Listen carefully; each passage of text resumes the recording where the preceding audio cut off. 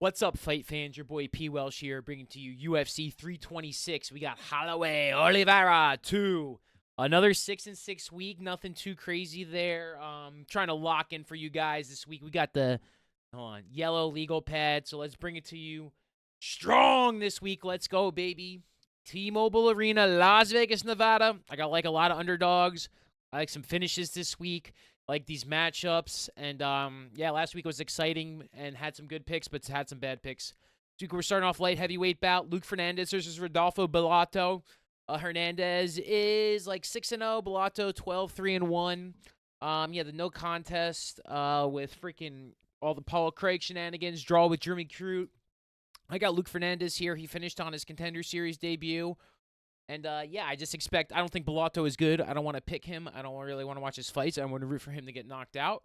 I think he might have some talent, but I also don't think he's got to have that killer be killed instinct. I think he could show up and destroy Luke Fernandez this week, absolutely.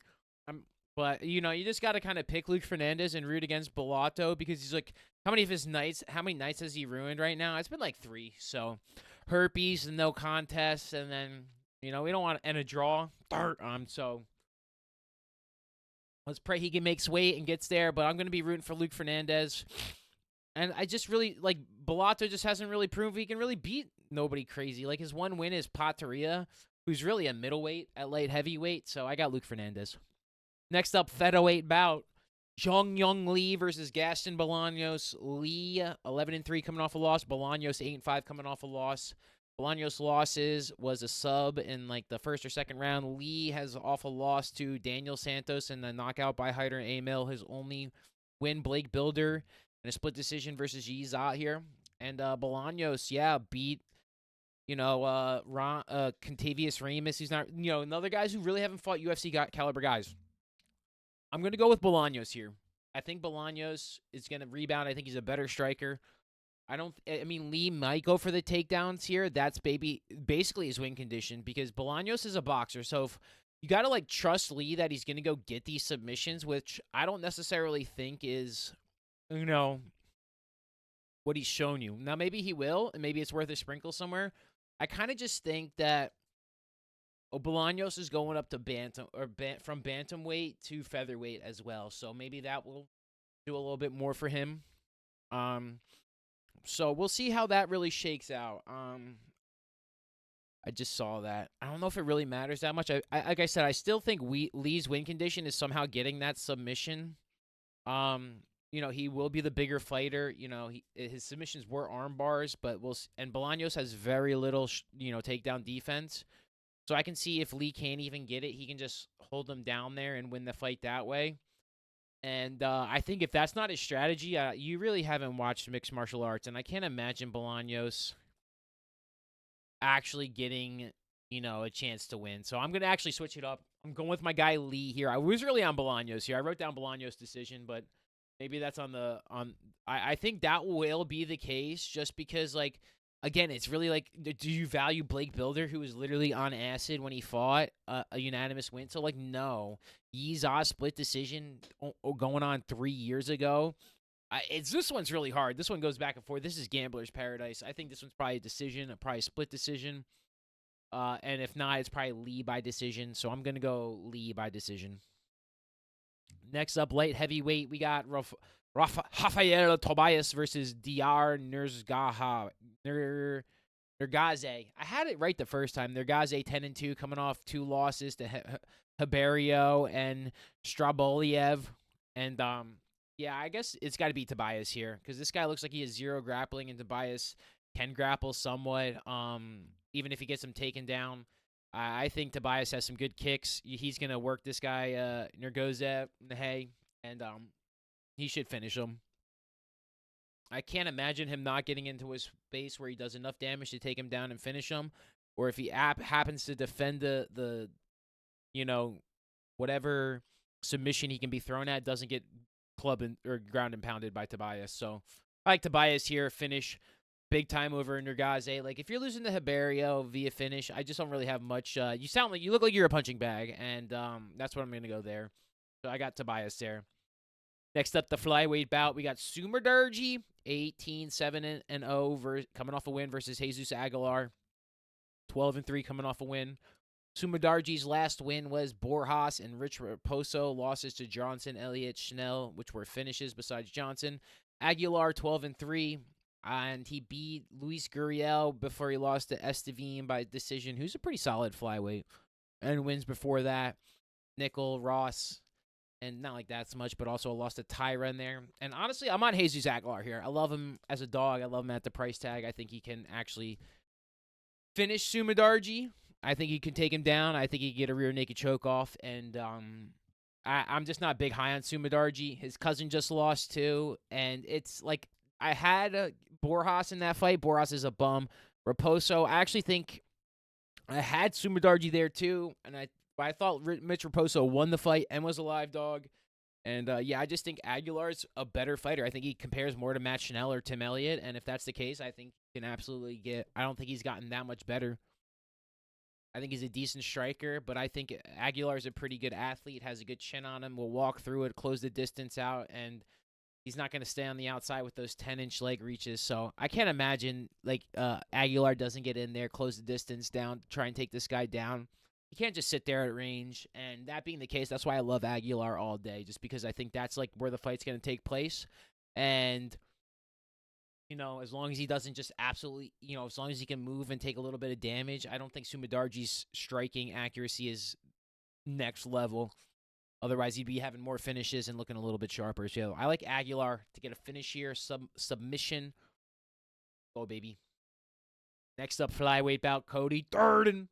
17-9-1 coming off a loss versus Tulam Beller 9-1 coming off a loss. And he looked terrible in his last. I missed the Terrence. Who did this guy? Oh, he has a cousin. Oh, this is the cousin. No, he lost to Carlos Hernandez. Yeah. Then he went back to road to the UFC. Yeah, this is Cody Durden's spot all day, man. I don't get how Durden's basically plus money here against this guy. All the UFC experience. He lost to freaking Carlos Hernandez, who's a freaking bum, dude. So, go Cody Durden. Don't even think about it. I think he can finish this guy TKO. Realistically, I know flyweights don't get finished that much. I know Cody Durden's 6-7, but if there is one thing he does he's got just a chance to finish him as he does to win by decision. Beating Matt Schnell on a ninja choke, and I feel like Matt Schnell would be a pretty tough comp. I think he might even be a favorite here. I don't get how Durden is not a favorite. Lost to good fighters: Van, Ochoa, Nascimento, Bruno Silva, Tarig's pretty solid. So I believe he's a fighter I'd pick, bet on, and have confidence in versus Turman Belly, who I don't really feel nothing strongly at all. So go Cody Durden, baby. Next up, featherweight bout: Ricky Turcios, 13-5 against Alberto Montez. Montez is 10-1 unranked, coming in making UFC debut off a couple canceled bouts off the Contender Series in 24. And Ricky Turcios, veteran, one of my favorite post-fight interviews,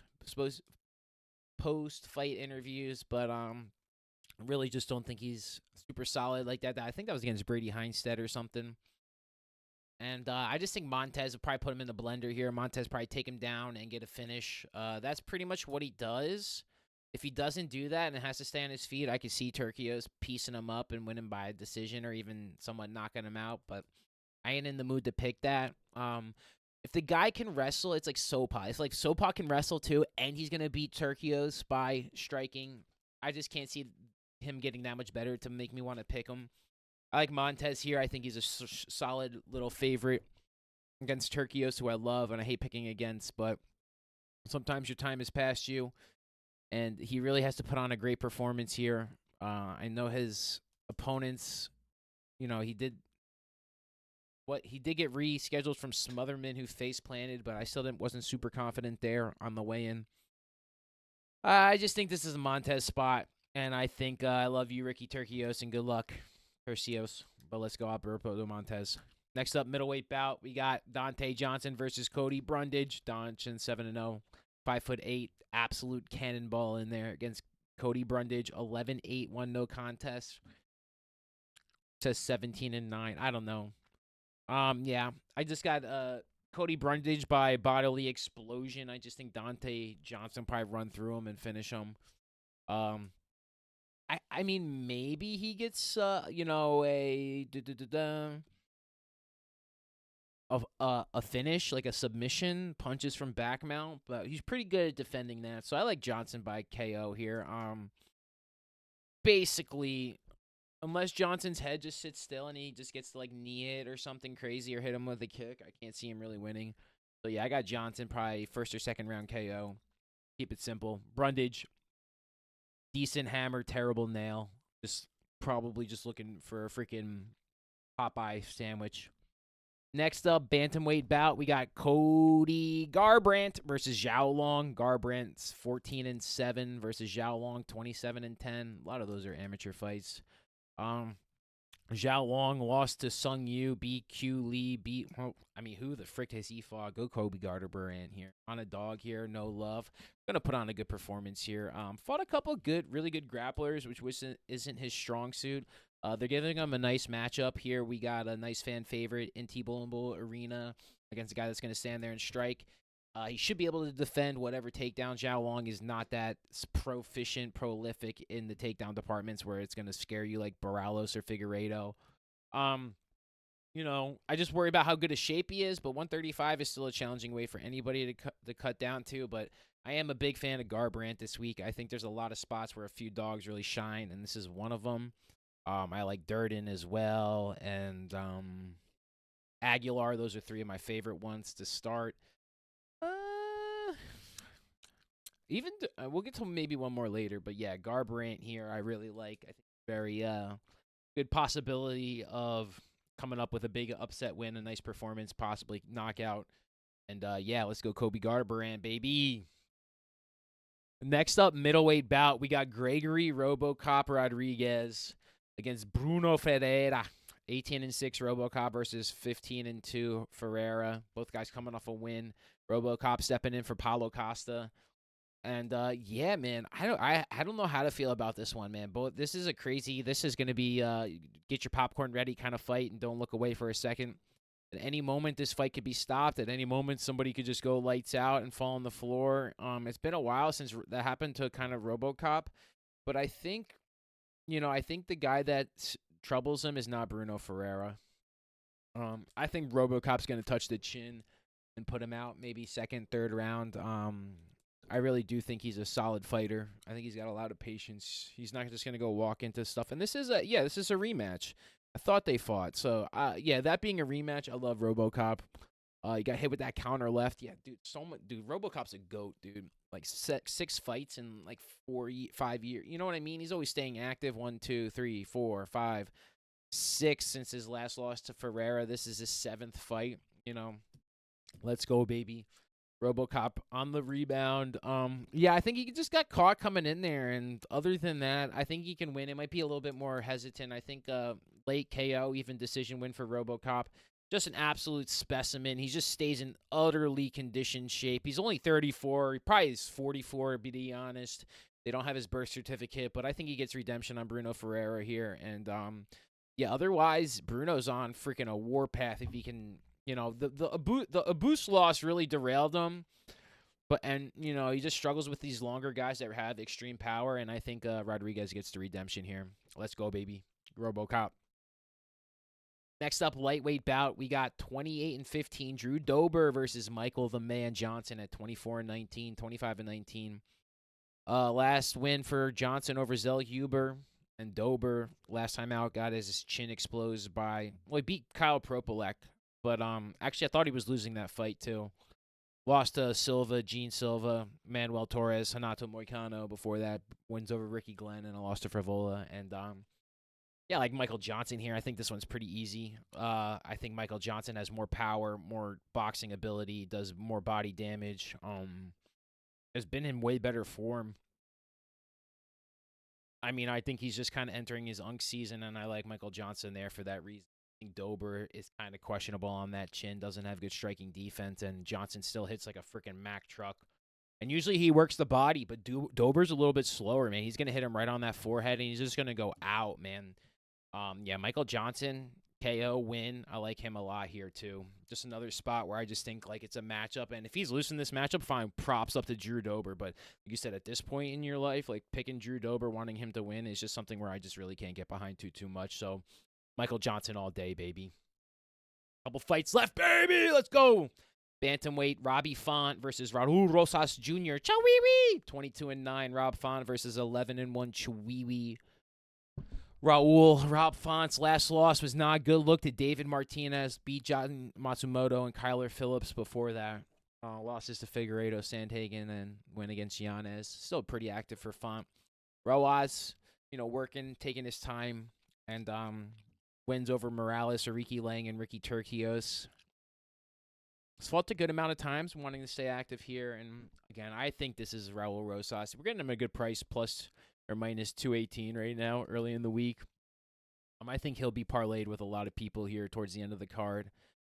There's some spots I think are pretty money this week, and I'm gonna throw down on as soon as we get out of here, just because there's not crazy odds right now, and I think Raul, nothing specific on him. I think he can win decision, submission, those big two ways. I don't think he really knocks out Robbie Font. That doesn't something that ends up happening, but maybe he does catch a submission loss. Not saying like that even happens. That's so long ago. But if somebody's a grappling expertise is high enough where it might shock him, it's probably going to be Raul's. And if maybe that round one sub might be a little spicy from Rojas, but probably be priced out the books. I like his money line here. I think he can get away. I think he can look pretty good doing it. I think just certain people just look different when it turns to competing against an opposition in terms of fighting. And I think Raul is different like that. And I really hope he ascends and keeps on his trajectory. I remember after the loss to Christian Rodriguez, I thought he was fraud checked pretty hard. And maybe it was a good piece of humbling. And I know my man works at a restaurant. Family works at a restaurant. Drove him to practice in a minivan. So the world's ahead of him. And I hope he still progresses here. I can see him closing the distance. Wrestling, looking pretty good, doing some nice ground and pound, and tearing up Robbie Font, getting a nice third round finish, possibly decision win for Raul. Something late in the fight, a lot more UFC time accrued, just dominating, positions, wrestling, just athleticism. You'll see a different level of Raul here, and I'm very, very happy to that. We're excited to see him this weekend. No bad chicken tenders, Raul. Next up, the co-main event, Kai Barallo, middleweight bout versus Rainier. RDR de Ritter, Barallo, 17-2, coming off a loss, 1-no contest. De Ritter, 21-3, coming off that loss to Allen. And basically, he just couldn't gas out. He made weight 3 times in basically the year, 4 times that year, and it just bore with him. Barallo is an absolute monster in there. Middleweight, I don't know how he makes middleweight here. I don't know how both these guys make middleweight. They look like light heavyweights, which is kind of something we need to talk about, but whatever. I kind of want to pick De Ritter here by decision. I think he has a good chance to, kind of similar style to Robert Whittaker, stay on the outside, not totally gas out, and avoid the big bomb. He's done a pretty good job about that in his career, but again, also, is he really been tested? I mean, Mearshart, Holland, Nickel, Whittaker, Allen, arguably could have lost to Whittaker. Brendan Allen looked terrible, and I wanted to pick De Ritter here. I'm going Barallo here. He's just so much more of a specimen. Lost to Imavov, but again, that was a 3-round fight. I think these guys just wanted to stay sharp, and it's not like there's a middleweight title fight anyway, so it's not like that fight did much to do it, and he can really redeem himself now. Imavov's just going to freaking camp the rankings, so yeah, I think Barallo can get a good redemption. It's kind of like the fall. Imavov talked about it. It's the fall forward mentality. You lose to a good fighter that's in position, but then so you stay active and then you go fight somebody else. So it's like, okay, you can go beat this guy now. So then you kind of know where you clock in there. So you're kind of with the loss. It doesn't look so bad because then you have the ability to redeem yourself right away. I think the one thing is Barallo is very hittable and the distance that De Ritter wants to stand at. Now, maybe he gets in there and clenches and makes it look nasty, which probably has to be the game plan to, wear physically. And that's why I think Barallo is going to have, decision win all over this. I think he's going to sit on the fence. He's going to try and work some takedowns, wear on the gas tank on the Ritter. I like the Ritter to start, and then I've done a couple flipperoos here, which I never really do on the videos for official picks, but I just think Barallo is a much better fighter, a much more seasoned fighter. You know, his resume is actually not that impressive. Cannonier, Craig, Magmadev, Olazaychek, Petrosian, and who's the Ritter? Bo Nickel, Gerald Mearshart, and Kevin Holland, who's a freaking welterweight. So this is definitely a big proven fight. And I think when you look at the competition, I think you look at who has the gas tank and it's going to offer a little bit more. Barallo's just an absolute unit in there. And I think the Ritter, if he has somebody that pulls back, I think or pushes back and holds against the cage, could be another long day. Doesn't let him use that length and maybe even works a takedown or two. I like Barallo here. I like Barallo by decision. Last up, the lightweight bout. Max BMF Holloway versus Carlos Oliveira. Holloway 27-8 coming off the win against Dustin Diamond. Oliveira coming in there against the win against Gamrot in Rio last October. Lost to Topuria before that. People were very worried he came back early from that. We were actually on Oliveira that night. He was one of our biggest paydays of all time. That being said, we're going Max Holloway here. I think Max Holloway will absolutely put in a class performance that he usually does.